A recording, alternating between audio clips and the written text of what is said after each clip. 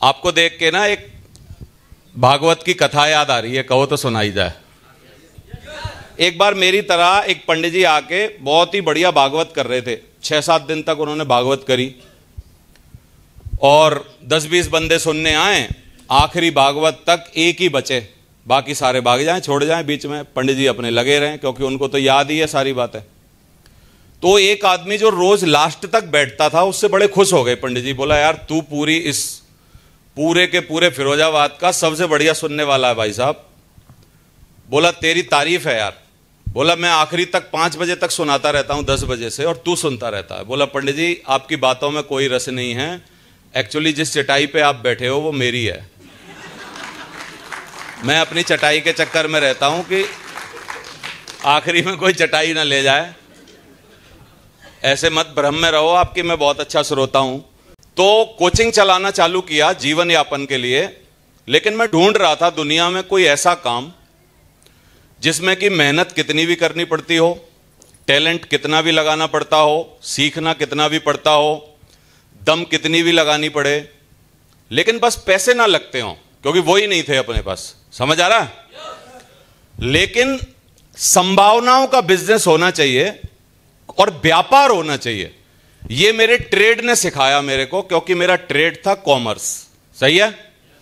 Commerce में जब मैंने पढ़ाई की तो मेरे ट्रेड ने समझा दिया कि नौकरी करने वाले लोग जिंदगी में वो नहीं अचीव कर पाते जो व्यापार करने वाले करते हैं।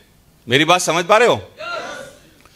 लेकिन व्यापार करने की पहली शर्त है दुनिया में, आपके पास कैपिटल यानी पूंजी होनी चाहिए।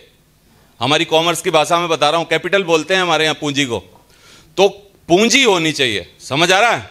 और वो अपने पास है नहीं, ना हमारे पिताजी के पास है। अभी कैसे करेंगे? तो जब मैं कोचिंग चला रहा था तभी मुकेश अंबानी के छोटे भाई अनिल अंबानी ने रिलायंस, आपको याद होगा, और उसने शुरुआत की 500 रुपए के मोबाइल बेचने से। और वो 500 रुपए के मोबाइल बिकते बिकते हमारे पास कोचिंग पे आए कि आप इसको बेचना चालू कर दो और आपको इसमें कैसे मिलेगा। 501 रुपया रिलायंस लेती थी, 1 रुपया रिलायंस के पास जाता था, 350 रुपया हमें मिलते थे, 150 रुपया हम लोग जयपुर हाउस में आगरा में हमारे यहाँ एक डिस्ट्रीब्यूटर था उसके पास जमा करने जाते थे हम लोग, बेचने वाले लोग। और उस टाइम मोबाइल का इतना दौर था, 2002 की बात कर रहा हूं आई थिंक, इस बिजनेस में आने से पहले। उससे मैंने एक लेसन सीखा, उसको इसलिए बता रहा हूं आपको। तो मैं दिन में 2-3 मोबाइल बेच देता था आराम से, क्योंकि मोबाइल के लिए भूखे बैठे थे लोग, था ही नहीं कुछ भी। जाके दिखाएं, उनको डब्बा खोलें, नीला सा सैमसंग की लाइट वाला मोबाइल चालू करें, बोले दे जाओ शर्मा जी, दे दो, बढ़िया है ये तो, अच्छा है, जहां क्या दिक्कत है। समझ आ रहा है? और हम लोग दे आते थे, बस क्या चाहिए था, उनका वोटर कार्ड ले लिया, ये ले लिया, उसको पकड़ा दिया। महीना 2 महीना मैंने खूब सारे पैसे कमाए, 2-3-4 मोबाइल बेच बेच के।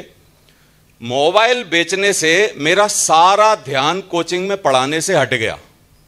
आप समझ पा रहे होंगे क्यों?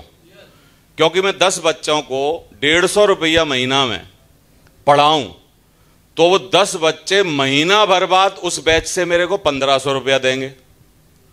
और मैं एक ही दिन में अगर 5 मोबाइल बेच दूं तो मेरे को शाम तक ही 1500 रुपये आ जाएंगे। मेरा एकदम मोह भंग हो गया। मैंने कहा ये फालतू है कोचिंग वोचिंग चलाना, सामान बेचने में जो मजा है। मेरी बात समझ आ रही है आपको? और सामान बेचने में जो पैसे हैं, बोला वो दुनिया में कहीं हो नहीं सकते। और हमको किस चीज की जरूरत थी सबसे ज्यादा? मैं उससे चलता था, मोबाइल बेचता था, और 1000 रुपया डेली मैं वो मोबाइल बेच के कमाने लग गया। तो मैंने एक लेसन सीखा जो आपको भी, सारे नौकरी वालों को आज कम से कम सीखना चाहिए। वो लेसन है कि दुनिया में बड़ा आदमी बनने के लिए आपको कुछ ना कुछ बेचना पड़ेगा। You have to sell anything. समझ आ रहा है आपको? रामदेव बाबा क्या कर रहे हैं? आवाज नहीं आ रही? तब तक गरीब थे बेचारे। जैसे ही उन्होंने सामान बेचना चालू किया, अपनी पतंजलि योगपीठ बनाई, 35,000 करोड़ के आदमी हैं। You can check it on the Google. आज चेक करो ना आप। समझ में आ रहा है आपको? दुनिया में हर आदमी जो बेच रहा है, मुकेश अंबानी हो, अडानी हो, वॉट एवर यू थिंक, बड़े आदमी का नाम सोचिए आप, और उस आदमी के पीछे एक ही बात समझ में आएगी, वो कुछ ना कुछ बेच रहा है। और गरीब आदमी के नाम सोचो, किसी की सोचने की जरूरत नहीं है, दूर मत जाओ, खुद को ही देख लो। मैं गरीब इसलिए हूं क्योंकि आज तक कुछ बेच नहीं रहा हूं। Have you got it my point और नॉट? कितने लोगों को मेरी बात समझ में आ रही है? मेरे हर बार जुलाई में बच्चों के एडमिशन के टाइम तकलीफ होती है कि इस बार फीस कहां से लाऊं, फीस पहले लाऊं, पहले बस्ता लाऊं, पहले नई किताब दिलवाऊं, कि पहले वो मम्मी को पैसा भेजूं, कि क्या करूं। ये सब नाटक जिंदगी भर इसलिए चल रहे हैं क्योंकि मैं कुछ बेच नहीं रहा हूं। मैं लिमिटेड पैसे कमा रहा हूं। जो किसी ने तय किया है मेरे लिए, वो सरकार हो सकती है, या तो सरकार तय करेगी if you have government job, सही है, और या कौन, कोई मालिक तय करेगा, या कोई बनिया, कोई लाला, कोई कंपनी, कोई ना कोई तय करेगा आपके लिए कि आपको 8 घंटे कितना देना है। लेकिन एक प्रजाति है पूरी दुनिया में, वो है सेल्समैनों की प्रजाति। वो प्रजाति दुनिया की सबसे बड़ी प्रजाति है मेरी नजर में। मैं छाती ठोक के ये बात बोल सकता हूं। पूछिए क्यों? क्योंकि आज श्री नरेंद्र मोदी जी अगर अपनी तनख्वाह बढ़ाना चाहें, आज उनको 3 लाख रुपए से ज्यादा रुपए मिलते हैं आजकल की मेरी जानकारी के हिसाब से, 1 नंबर के। अगर वो अपनी तनख्वाह को 4.5, 5, 6 करना चाहें, मतलब एक प्रस्ताव पारित करवाना पड़ेगा, सबसे पड़ेंगे, सबसे बातचीत करनी पड़ेगी, बहुत सारे नियम कानून लगाने पड़ेंगे, तब वो 3 के 6 करवा पाएंगे।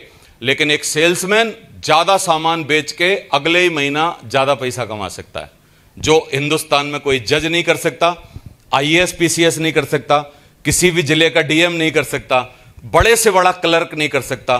दुनिया का कोई भी बड़ा आदमी जो नौकरी कर रहा है वो तो कम से कम अपने पेन से अपनी तनख्वाह नहीं बढ़ा सकता, लेकिन सेल्समैन अपने प्रयासों से हर महीना अपनी तनख्वाह बढ़ा सकता। Have you got it my point और नॉट? भले ही हम सेल्समैन को थोड़ी नीची निगाह से देखते हों, नौकरी वाले, सारे सरकारी नौकरी वाले अपने को सरकार का मेहमान मानते हैं। मैं मानता हूं ये बात, कोई गलत नहीं है इसमें। बोलते हैं हम सरकारी मेहमान हैं। क्या बात कर रहे हो आप? जीते जी मरते दम तक, जब तक पेंशन मिलती थी ठीक ठाक, तो कम से कम हमारी बात सुनते हैं कि भैया अब तो पेंशन नहीं है। बोला अब कोई जुगाड़ नहीं है, अब तो वैसा नहीं है जैसे पहले था।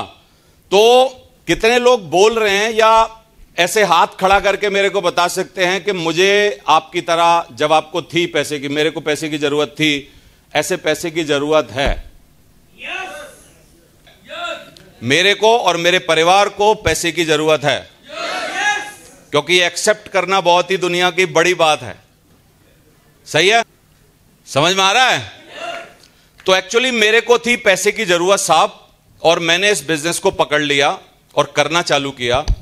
आप भी चाहें तो आज इस बिजनेस में करने का डिसीजन ले सकते हैं, क्योंकि पहला दिन है। हम कितना कुछ भी समझा दें, लेकिन आज हम आपको यह तय है कि सब कुछ नहीं समझा पाएंगे। कितने लोग मानते हैं ये बात?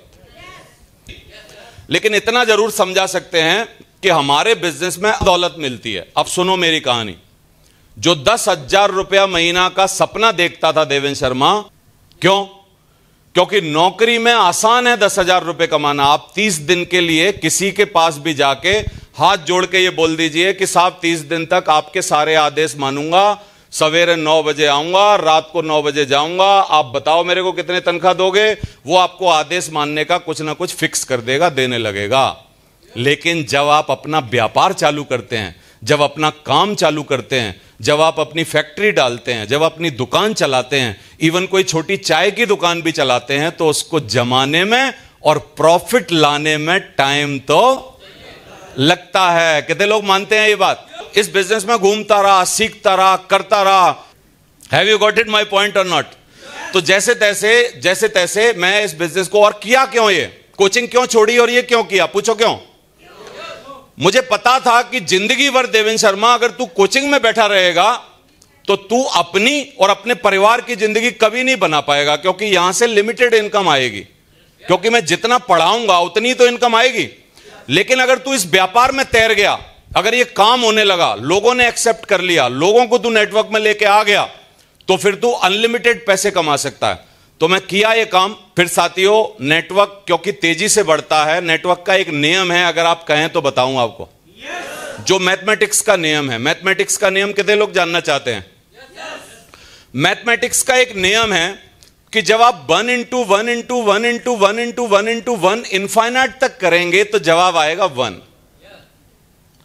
जो हम नौकरी में करते हैं, अकेले भर्ती होते हैं और 60 साल की उम्र के बाद अकेले ही रिटायर होते हैं। There is a no team, there is a no support, there is a no support system. बोलो आप, है कि नहीं? 1 इंटू 1 इंटू 1 इंटू 1 इनफाइनाइट तक करेंगे तब भी 1 जवाब आएगा। हमारे बिजनेस में बाइनरी है ये बिजनेस। बाइनरी मतलब 2 लोगों को साथ लेके चलते हैं, वो 2 लोग 4 लोगों को लाते हैं, वो 4 8 को लाते हैं, वो 8 16 को लाते हैं, वो 16 32 को लाते हैं, वो 32 64 को लाते हैं, वो 64 128 को लाते हैं, वो 256 को, फिर 512 को, फिर 1024 को, फिर 2048 को, फिर 4096 को, फिर 8000 को, 16000 को, 32000 को, 64000 को, 1,28,000 को। आपकी टीम मल्टीप्लाई होती जाती है। मेरे को कितने लोग समझ पा रहे हैं ये बात? तो इस बिजनेस में हम लोग करते हैं 2 into 2 into 2 into 2 into 2 into 2। समझ आ रहा है? और ये 2 इंटू 2 अगर आप 30 बार कर लें, आप ये मैथमेटिक्स जाके देखना, एक बार सॉल्व करना, आज बस में जाते जाते, घर जाते जाते 30 बार कर लें तो प्रेजेंट टाइम हिंदुस्तान की सारी जनसंख्या खत्म हो जाती है, क्योंकि 2 इंटू 2 का जवाब 30 बार में मतलब 200 करोड़ से ज्यादा आता। Have you got it my point और नॉट? जब मल्टीप्लाई होने लगता है तो आप समझ ही नहीं सकते कि क्या हो रहा है। तो 1.5-2 साल मैंने ये काम सीखा, फिर इस बिजनेस में टीम आने लगी। मैं इसलिए बता रहा हूं कि हमारे प्रीवियस डिसीजन जो होते हैं they can build our future, है कि नहीं? अगर हम पहले डिसाइड नहीं कर पाते कोई बात, आप में से कई लोगों को मलाल होगा कि काश में अच्छे तरीके से पढ़ लिया होता। बताओ हां कि ना? बोला यार, माँ बाप ने अच्छा स्कूल में पढ़ाया था, अगर वो साले 3 खराब दोस्त ना मिलते और एक वो गोरे मुंह वाली गर्लफ्रेंड ना मिलती तो बात ही कुछ और होती है। मलाल है कि नहीं है? यानी प्रीवियस डिसीजन जो होते हैं वही हमारे फ्यूचर को डिसाइड करते हैं कि हमारे साथ क्या होगा, होगा भी कि नहीं होगा। आज भगवान एक दूसरा मौका दे रहा है। जो हो गया, पढ़ नहीं पाए थे कोई बात नहीं, कुछ बन नहीं पाए कोई बात नहीं, नौकरी में डिसीजन नहीं ले पाए कोई बात नहीं, डजंट मैटर। आज जिंदगी को एक दोबारा से मौका दो और आने वाले सिर्फ 1000 दिन अगर आप एक ही एटीट्यूड के साथ इस बिजनेस में काम कर सकते हैं तो देखो, हम में से ज्यादातर लोगों की जिंदगी एक्चुअली इंटरवल के बाद वाली चल रही है। जिसने भी 35 साल की उम्र पार कर ली है तुम में से, उस आदमी का लाइफ का इंटरवल हो चुका है। मैं आपको बता रहा हूं। कितने लोग मेरी बात समझ पा रहे हैं? हां कि ना? अगर आप जी रहे हैं, आप हिंदुस्तान के हिसाब से बोनस में जी रहे हैं, जाना चाहिए था। You can check it on Google. समझ में आ रहा है आपको? इसका मतलब हमारी जिंदगी का हाफ इंटरवल जो है वो एक्चुअली हो चुका है। आधी जिंदगी हो सकता है बची है, और लेकिन आप आखिरी वाला इंटरवल के बाद की जो पिक्चर बची है, आप चाहो तो उसको अपने और अपने परिवार के लिए हिट बना सकते हो। यह मौका आज भगवान ने आपको दे दिया है। सही है? यहां से जाने के बाद आप में से कोई भी आदमी यह मत बोलना कि यार मौका नहीं दिया भगवान। कई बार हम भगवान को दोषी बोलते हैं, अरे मौका दे देता तो हम भी कुछ कर देते। मौका दे दिया है। अगर कुछ करना चाहते हो तो आज से योर लाइफ बिगिंस, स्टार्ट होती है। बोलो आप। तो बहुत बहुत मजा आया आपके साथ बात करके। इनमें से जो ईमानदार बंदा हो उसको भगवान डायमंड बना देना। बहुत बहुत धन्यवाद। Thank you very much. Wish you all the best. Love you all. बहुत मजा आया आपसे बात करके।